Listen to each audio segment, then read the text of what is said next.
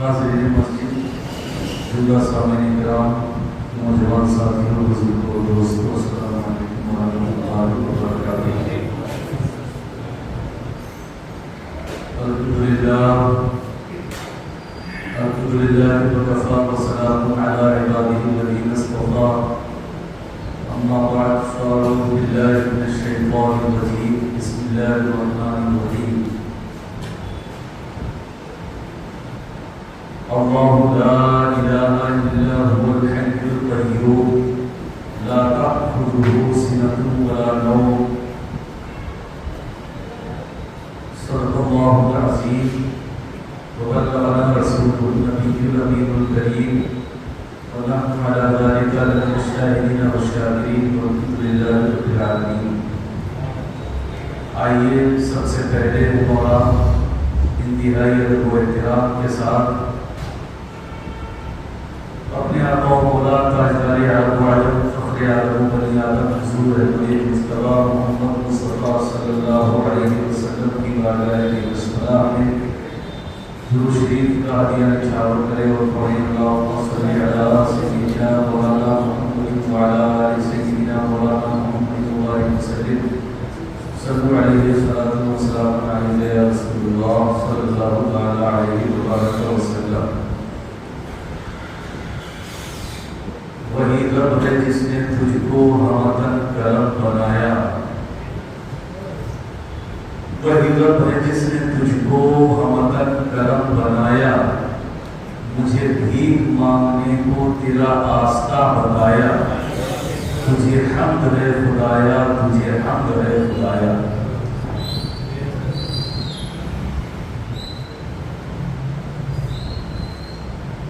حضرات،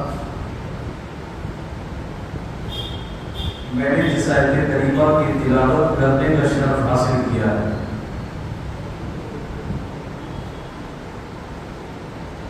وہ آیت کریمہ اللہ تبارک و تعالی خالق کائنات رب العالمین کے تعلق سے ہے۔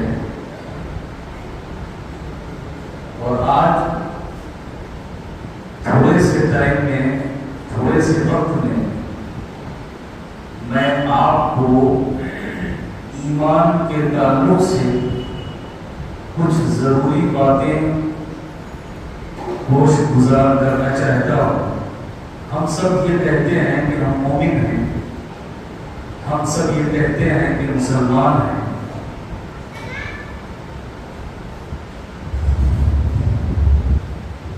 مومن اس لیے ہیں کہ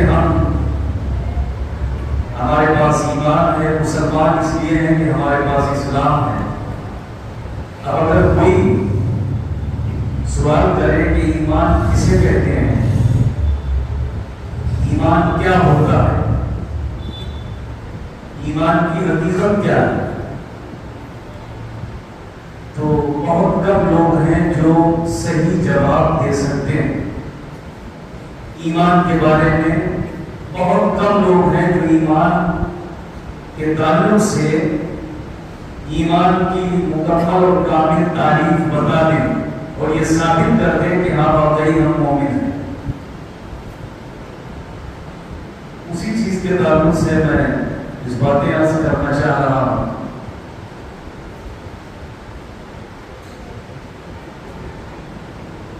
ایمان ایک درخت کی طرح سمجھیں آپ، جیسے درخت فرض کریں اس درخت کی شاخیں ہوتی ہیں، اس پہ پھل ہوتے ہیں، پتے ہوتے ہیں، اس کا تنا ہوتا ہے، تمام چیزیں جب ہوتی ہیں تو وہ ایک درخت بنتا ہے۔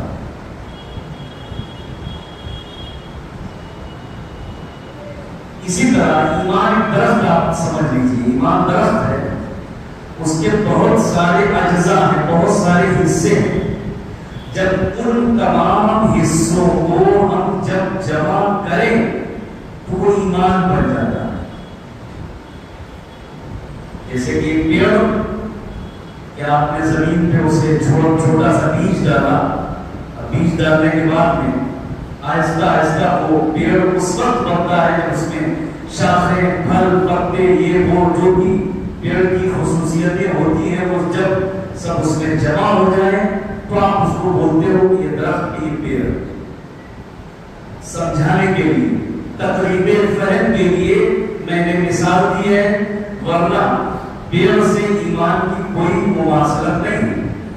تقریب فہم کے لیے، ذہن میں ڈالنے کے لیے میں نے مثال دی ہے، ورنہ کہاں ایمان اور کہاں پیڑ. تو بس اسی طرح ایمان تو اس کے بہت سارے حصے ہیں، بہت سارے اجزاء. جب ان بہت سارے حصوں کو ہم جمع کرتے ہیں تو ایمان بنتا. یہ انگلی آپ نے دیکھی، یہ ایمان. اب اس میں ادھر بھی ایک حصہ، ادھر بھی ایک حصہ، ادھر بھی ایک حصہ، ادھر بھی بہت سارے حصے ہیں. جب وہ سارے حصے آپ نے ملائے تب یہ ایمان، تب یہ ایک چیز بنے. غور کرنے کی بات یہ ہے کہ ایمان کے حصے کیا ہیں جو جب ملتے ہیں تب ایمان ہوتا ہے. ان ایمان کے حصوں کو جاننے کی ضرورت تاکہ ہمارا ایمان کامل ہو، ہمارا ایمان مضبوط ہو اور ایمان کے بارے میں جانکاری بھی رکھیں کہ ہاں یہ ایمان کہ واقعی آج تک اس سے تو ناشنا تھے. ہم اپنے آپ کو مومن کہتے چلے آئے، مسلمان کہتے چلے آئے، لیکن ایمان جانے نہیں ایمان ہوتا کیا ہے.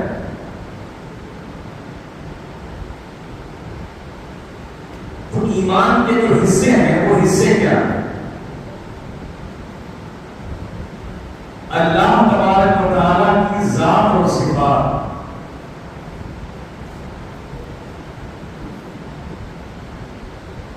انبیاء و مرسلین چیزوں کا جو زبان سے اقرار کر لے، دل سے تصدیق کر لے، وہ مومن ہے. اور اس کا اقرار کرنا زبان سے اور دل سے تصدیق کرنا ایمان ہے.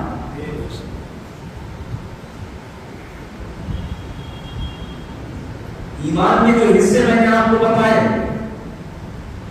اللہ تبارک و تعالیٰ کی ذات و صفات، انبیاء و مرسلین، فرشتے، آسمانی کتابیں،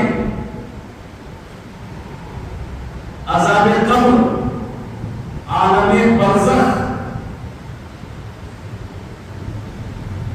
اور عالم برزخ سے جو چیزیں تعلق رکھتی ہیں، جیسے میزان عمل ہوا، پلسرات ہوئی، جنت دوزخ، اللہ تبارک و تعالیٰ کا دیدار، ان تمام چیزوں کا زبان سے اقرار کرنا اور دل سے تصدیق کرنا ایمان کہلاتا. اور جس کے اندر یہ چیزیں ہوں، جس نے زبان سے اقرار کر لی ہو ان تمام چیزوں کا، یعنی اللہ تبارک و تعالیٰ کی ذات، اس کی صفات کا زبان سے اقرار کر لیا کہ اللہ ایک ہے، اس جیسا کوئی نہیں، اس کی صفات بھی کسی کی طرح نہیں.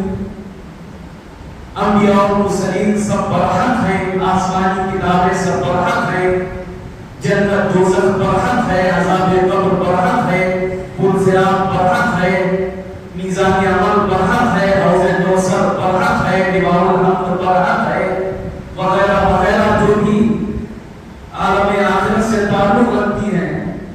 ان تمام چیزوں کا جو زبان سے اقرار کر لے اور دل سے تصدیق کر لے، یہی ایمان ہے. اور جس کے اندر یہ چیزیں ہوں وہ مومن ہے.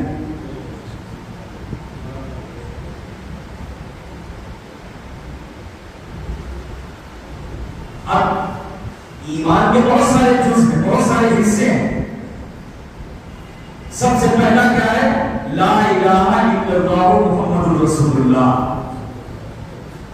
یہ ایک ایسا کلمہ توحید، ایک ایسا کلمہ ہے جس کے ذریعے سے انسان ایمان میں، اسلام میں داخل ہوتا ہے. اب اس کلمے کے دو جز ہیں، ایک لا الہ الا اللہ اور دوسرا جز محمد رسول اللہ. جو تمام حصے ہیں، اگر آپ غور کریں گے تو وہ تمام حصے آپ کو ان دونوں کلموں کے جزوں میں مل جائیں. یعنی پورا کلمہ توحید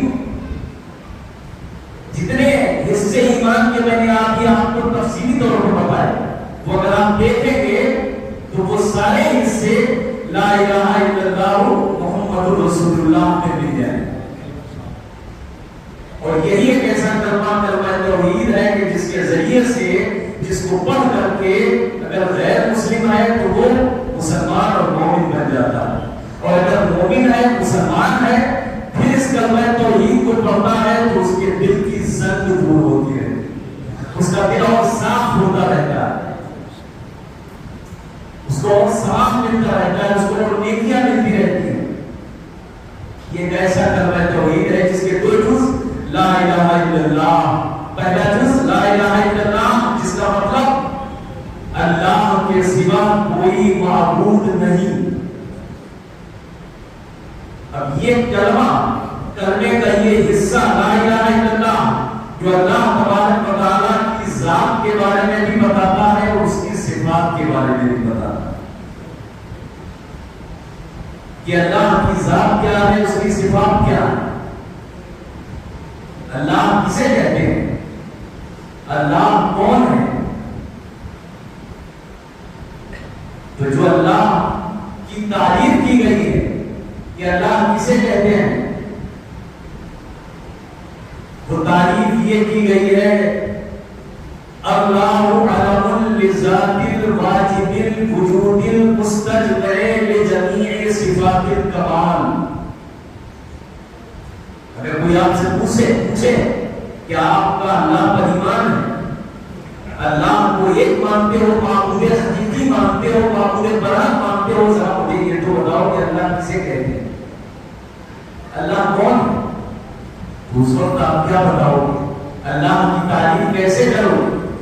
تو بڑی یہ تعریف ہے کہ اگر کوئی پوچھے اللہ کسے کہتے ہیں تو اسے بتاؤ اللہ نام ہے ایسی ذات کا, اللہ نام ہے ایسی ذات کا جو واجب ہے, جو واجب ہے, جو موجود ہے, اور جو تمام صفات کمالیہ جس ذات کے اندر پائے جاتے ہیں. المستجمع لجمیع صفات الکمال, جس ذات کے اندر تمام صفات کمالیہ موجود ہوں, جو واجب ہو, جو خود موجود ہو, جس کے اندر تمام صفات کمالیہ بھی موجود ہوں, اس ذات کو اللہ کہا جاتا ہے.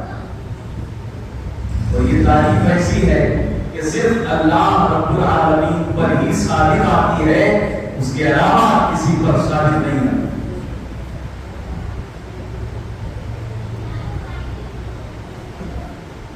یوں تو قرآن پاک میں اللہ تبارک و تعالیٰ نے اپنے بارے میں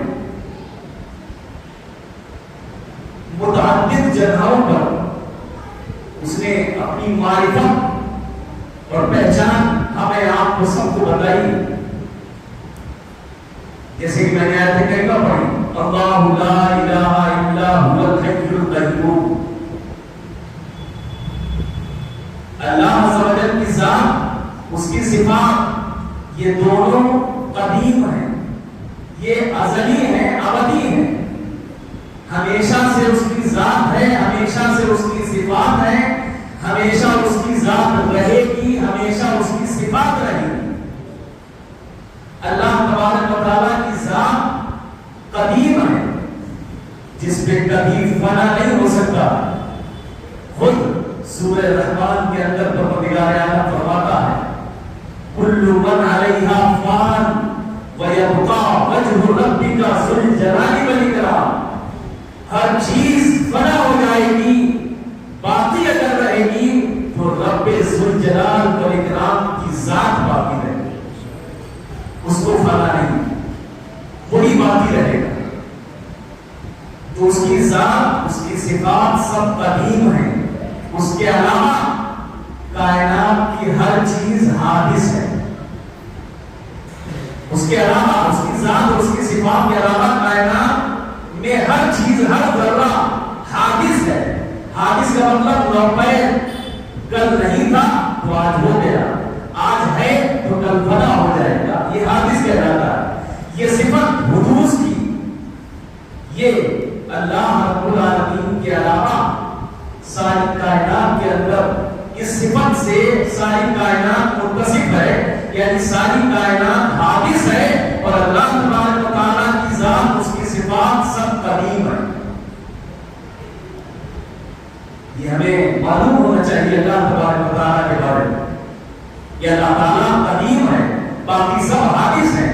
اللہ تعالیٰ کی صفات قدیم ہیں، باقی سب حادث ہیں۔ اللہ ازلی و ابدی، اللہ ازلی ہے، ازل کا مطلب ہمیشہ سے ہے، ابدی ہمیشہ رہے گا، اس کی صفات ہمیشہ سے ہے، ہمیشہ رہے گی، اس کی ذات ہمیشہ سے ہے، ہمیشہ رہے گی۔ لا نہایت لہ ولا بدایت لہ، نہ اس کی کوئی انتہا ہے نہ کوئی اس کی ابتدا۔ یہ اللہ تعالیٰ کی صفت ہے۔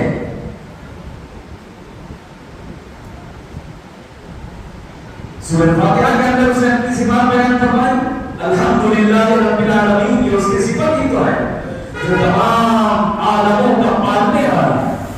یہ رب اس کی صفت ہی تو ہے، تمام عالموں کا پالنے والا، یعنی اللہ تبارک و تعالیٰ کی ذات کے ساتھ جو صفتیں ہیں وہ صفتیں بھی قدیم ہیں اور وہ صفتیں بھی الگ الگ ہیں۔ وہ رب ہے، وہ مالک ہے، وہ خالق ہے، وہ رازق ہے، وہ حیّ ہے، وہ قیوم ہے، وہ سمیع ہے، وہ بصیر ہے، وہ عالم الغیب والشہادہ ہے۔ نہ جانے کتنی اس کی صفات ہیں، انگنت صفات ہیں، بے شمار اس کی صفات ہیں، تو ہمیں آپ کو اس کی ذات پر اور اس کی ساری صفات پر دل سے تصدیق کرنا اور زبان سے اقرار کرنا ضروری ہے۔ کلمے کا پہلا جز لا الہ الا اللہ، اللہ کے سوا کوئی معبود نہیں ہے، وہی معبود حقیقی ہے، وہی معبود برحق ہے۔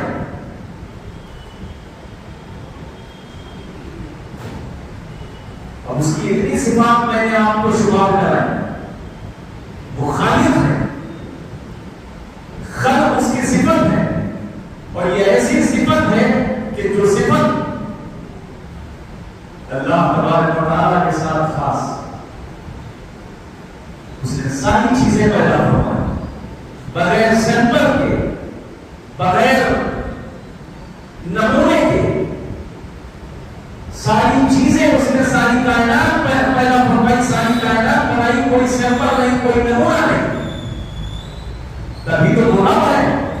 دنیا میں لوگ کوئی چیز اگر بناتے بھی ہیں تو ان کے سامنے ان کے تصور میں پہلے اس کا سیمپل ہوتا ہے، اس کا نمونہ ہوتا ہے، تب جا کے وہ اس چیز کو بناتے ہیں، اس کو وجود دیتے ہیں۔ مگر رب العالمین کی یہ صفت کہ وہ جس چیز کو بھی جب جیسے جس وقت چاہتا ہے بغیر نمونے اور بغیر سیمپل کے بناتا اور اسے بننا ہوتا ہے۔ اس کی ایک صفت قدرت بھی ہے جسے قادر کہتے ہیں، اس کی ایک صفت ارادہ بھی ہے، اس کا ارادہ، اس کے ارادے کے بارے میں قرآن پاک فرماتا ہے۔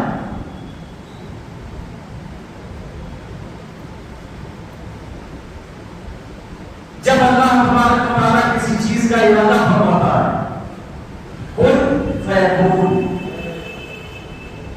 جب اللہ تبارک و تعالیٰ کسی چیز کا ارادہ فرماتا ہے تو اس چیز سے کہتا ہے کہ ہو جا، فیکون، تو وہ ہو جاتی ہے۔ اس کے ارادے کا کوئی جواب نہیں اور نہ اس کی قدرت کا کوئی جواب۔ اس کی قدرت کے شاہکار، انسان اگر زمین پہ غور کرے قدرت کے شاہکاروں کے بارے میں، اگر زمین پہ چلتا ہوا غور کرتا ہوا چلے، زمین کے ذروں کو پہ غور کرے، زمین کے نشیب و فراز پہ غور کرے، تو یقیناً، اور صرف زمین ہی نہیں، آسمان کی ساخت، اس کی حیت، اس کی بناوٹ پر اگر انسان کی عقل غور کرے، پہاڑوں کی حیت اور ساخت اور بناوٹ پہ اگر انسان کی عقل غور کرے تو پھر اسے اس انسان کو اللہ کے معبود حقیقی ماننے کے لیے دلیلوں کی ضرورت نہیں، بلکہ کائنات کی ہر چیز اس کے لیے دلیل ہے کہ اللہ واقعی معبود حقیقی ہے، وہ معبود برحق ہے۔ پھر وہ عقل مند انسان دلیلیں نہیں مانگے گا کہ ہمیں دلیل دو کہ واقعی اللہ ایک ہے، نہیں، وہ جب غور کرنے لگے گا تو غور کرتے کرتے اس کی عقل پکار اٹھے گی کہ واقعی اس کائنات کا بنانے والا، اس زمین اور آسمان کا بنانے والا، پہاڑوں کو بنانے والا، سمندروں کو بنانے والا، سمندروں کے اندر موجوں کی طغیانی پیدا کرنے والا، چاند اور سورج کو اپنے اپنے ٹائم پر نکالنے والا جو ہے وہی رب العالمین ہے، وہی اللہ احد ہے۔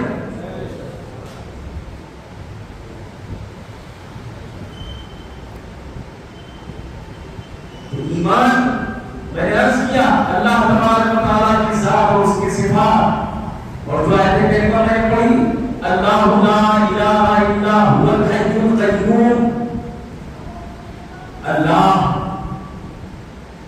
لا الہ الا ہو، اس کے علاوہ کوئی معبود نہیں، الحی القیوم، یہ الحی بھی اس کی صفت، القیوم بھی اس کی صفت ہے۔ الحیوم جو خود زندہ، القیوم جو خود قائم ہے۔ ہم آپ زندہ ہیں اس کے زندگی دینے سے، ہم آپ قائم ہیں اس کے قائم رکھنے سے، مگر اس کی شان، اس کی صفت یہ ہے الحیوم، وہ خود زندہ ہے اور کائنات میں زندگی دیتا ہے۔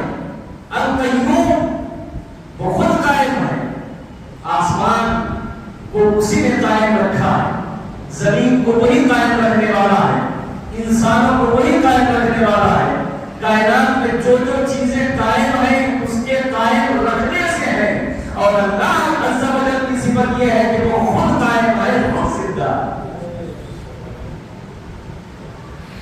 الحی والقیوم، وہ خود زندہ ہے، وہ خود قائم ہے، اور اس کی صفت دیکھیں لا تأخذه سنة ولا نوم، اللہ اکبر، اللہ کی صفت دیکھیں، اللہ خود زندہ، خود قائم، لا تأخذه سنة ولا نوم، نہ اسے اونگ آتی ہے نہ اسے نیند آتی ہے،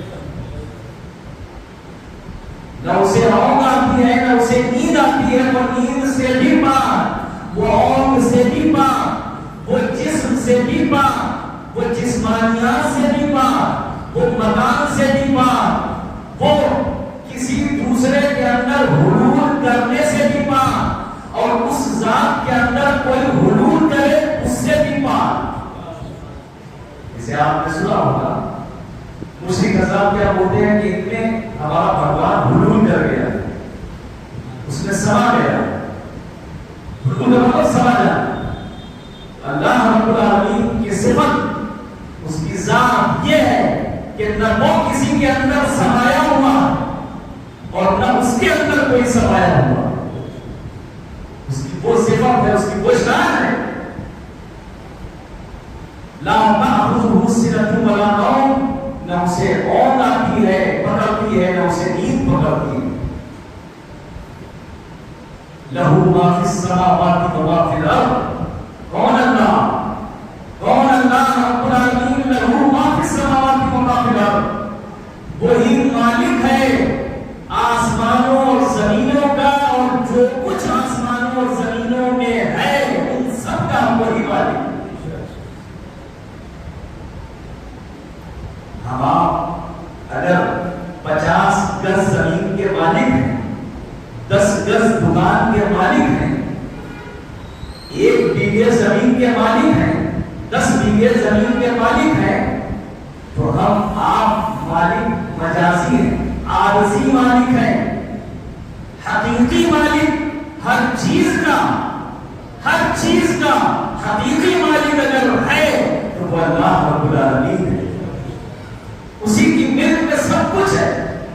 وہ یہ نہ سمجھے کہ ہم اس کے مالک ہیں، ہم اس کے مالک ہیں، ملکیت سب اللہ رب العالمین کی ہے، وہی مالک حقیقی ہے، اس نے آپ کو عطا کر دیا، اس نے ہمیں آپ کو دے دیا، اس کی عطا سے، اس کے فضل سے ہمیں آپ کو ملا، تو ہم مجازی یا عارضی مالک ہیں، ورنہ ہر چیز کا مالک وہی ہے، اللہ رب العالمین ہے۔ لہو ما فی السماوات و ما فی الارض، اسی کے لیے ہے، وہی مالک ہے جو زمین و آسمان میں ہے اور زمین و آسمان سب کا مالک۔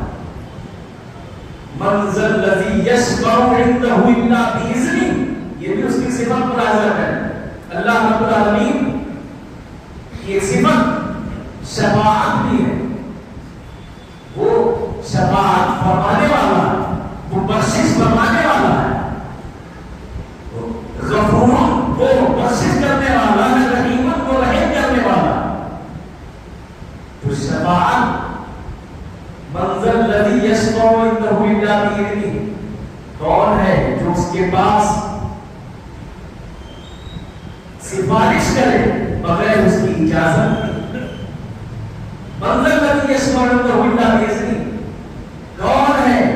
دیکھیے وہ کس طرح سے بیان فرما رہا ہے، وہ اپنی ملکیت، اپنا مالک ہونا، اپنا خالق ہونا، اپنا رازق ہونا کس طرح بیان فرما رہا ہے۔ من ذا الذی، کون ہے، کون ہے یشفع عنده الا باذنہ، جو اس کی بارگاہ میں بغیر اس کی اجازت کے سفارش کرے۔ تو حقیقتاً شفاعت کرنے والا اللہ رب العالمین ہے۔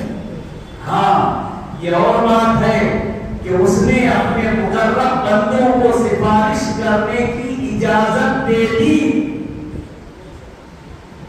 تو قیامت کے دن اس کے مقرب بندے یعنی انبیاء و مرسلین اس کی اجازت سے ہی ہماری آپ کی سفارش کریں گے اور شفاعت کروائیں گے، ورنہ شفاعت کا حقیقی مالک اللہ رب العالمین ہے۔ اسی نے انبیاء و مرسلین کو اجازت دی، تب وہ سفارش اور شفاعت اللہ رب العالمین کی بارگاہ میں کرے۔ انبیاء و مرسلین ہماری آپ کی شفاعت کریں گے اللہ رب العالمین کی اجازت سے، اس کی اذن سے۔ اب اس کا علم دیکھیں آپ، یعلم ما بین ایدیہم وما خلفہم، یہ آیت الکرسی کی آیتیں ہیں، یعلم ما بین ایدیہم وما خلفہم، اس کا علم دیکھیں، وہ جانتا ہے جو ان کے سامنے ہے، جو ان کے پیچھے ہے۔ هو الظاہر والباطن، هو الاول والآخر والظاہر والباطن، وہی اول ہے، وہی آخر ہے، وہی ظاہر ہے، وہی باطن ہے۔ وہو بکل شیء علیم، اور وہ ہر چیز کا جاننے والا ہے، ہر چیز کا جاننے والا ہے۔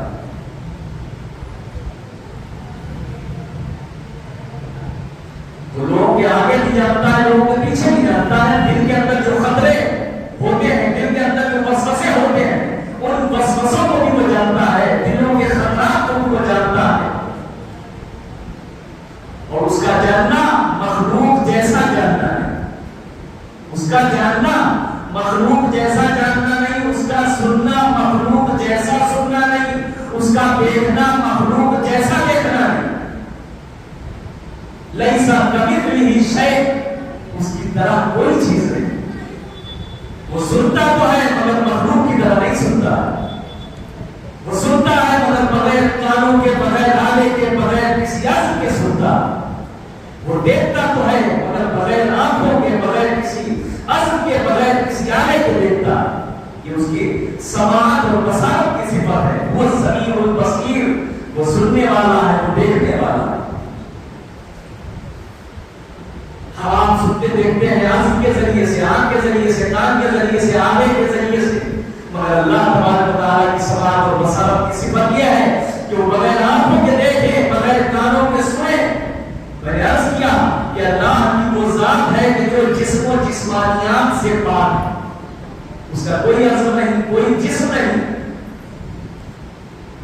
وہ مکان سے بھی پاک ہے، وہ جگہ سے بھی پاک ہے، وہ جسم و جسمانیات سے بھی پاک ہے۔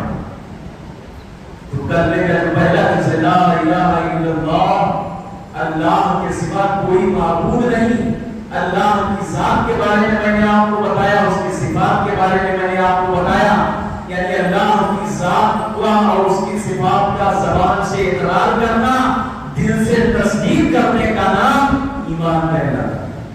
یہ کلمہ توحید کے پہلا جز ہے، پہلا حصہ لا الہ الا اللہ۔ یہ کچھ تھوڑی سی تفصیل میں نے آپ کو بیان کی اور بتائی۔ تو اگر آپ سے کوئی پوچھے کہ ایمان کیا ہے تو اختصار کے طور پر آپ یہ بتا سکتے ہو، الایمان بما جاء به النبی صلی اللہ علیہ وسلم۔ شارٹ کٹ تعلیم اور جامع تعلیم۔ اگر کوئی آپ سے پوچھے کہ ایمان کسے کہتے ہیں تو آپ یہ بولو کہ پیغمبر اسلام صلی اللہ علیہ وسلم اللہ کی بارگاہ سے جو بھی لائے ہیں، پیغمبر اسلام صلی اللہ علیہ وسلم اللہ عز و جل کی بارگاہ سے جو بھی لائے ہیں، جو بھی انہوں نے بتایا ہے، ان ساری لائی ہوئی چیزوں کو زبان سے اقرار کرنا، دل سے تصدیق کرنا، یہ ایمان۔ یہ شارٹ کٹ تعلیم، جامع تعلیم۔ پھر سے سن لیجیے، اگر کوئی ایمان، میں نے عرض کیا نا بہت سے ہمارے بھائی ایسے ہیں کہ ایمان کے بارے میں نہیں جانتے ہیں، ایمان کے تعلق سے نہیں پتا، مومن ہے، مسلمان ہے، تو شارٹ کٹ تعلیم الایمان بما جاء به النبی صلی اللہ علیہ وسلم۔ ایمان وہ ہے جس کو اللہ کے رسول صلی اللہ علیہ وسلم اللہ کی بارگاہ سے لے کے آئے، ان چیزوں کو مان لینا، تصدیق کر لینا، اقرار کر لینا، یہ ایمان کہنا۔ اب وہ شروع میں نے جو تمام تفصیلات بتائی تھی نا، وہ ساری اس میں آ گئی۔ جنت، دوزخ، فرشتے، آسمان، کتابیں، عذاب قبر، حشر، حساب، میزان عمل وغیرہ جتنی بھی چیزیں ہیں، سارے انبیاء و مرسلین، فرشتے وغیرہ، اور اللہ تبارک و تعالیٰ کی ذات و صفات بتائی تو اللہ کے رسول نے ہمیں آپ کو اللہ عز و جل کی ذات کے بارے میں، اس کی صفات کے بارے میں بتایا تو اللہ کے رسول نے ہی۔ تو شارٹ کٹ ایمان کی تعلیم، اگر کوئی آپ سے پوچھے کہ تم مومن اپنے آپ کو کہتے ہو، ذرا ایمان تو بتاؤ کسے کہتے ہیں، تو بول دینا ایمان ان تمام چیزوں کا زبان سے اقرار کر لینا، دل سے تصدیق کر لینا، جن چیزوں کو محمد رسول اللہ صلی اللہ علیہ وسلم اللہ کی بارگاہ سے لے کے آئے۔ اسے یاد رکھنا، اسے محفوظ کر لینا جو میں نے بتایا، اور اپنے بچوں کو بھی جا کے بتانا کہ ایمان کیا ہے، ایمان کسے کہتے ہیں۔